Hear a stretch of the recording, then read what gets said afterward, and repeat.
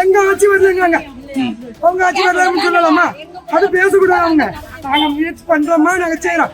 MLA யாரு அநியாயம் சொன்னீங்க, அவங்களுக்கு முடிவு எடுக்கணும்.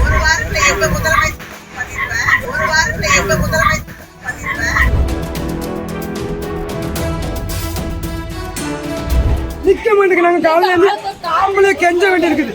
பேசுறது நியாயத்தை யாரும் பேசலாம், தப்பாதான் பேசக்கூடாது.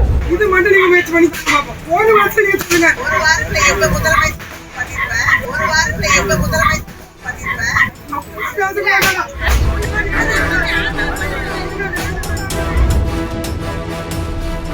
திருச்செந்தூர் அருகே பயணிகள் நிழற்குடை திறப்பு விழாவில் திமுக எம்பி கனிமொழி மற்றும் எம்எல்ஏ அனிதா ராதாகிருஷ்ணன் ஆகியோர் ரிப்பன் வெட்டி திறந்து வைத்தனர்.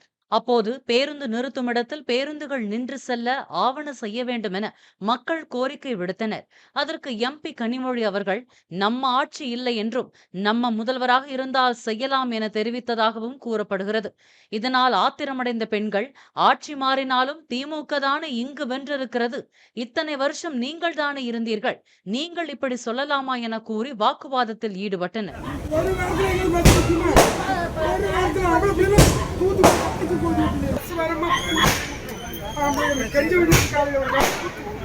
முயற்சி பண்ண ஒரு உதவி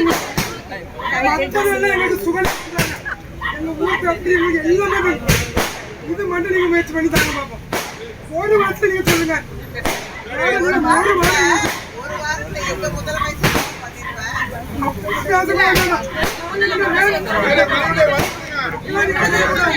முதலமைச்சர்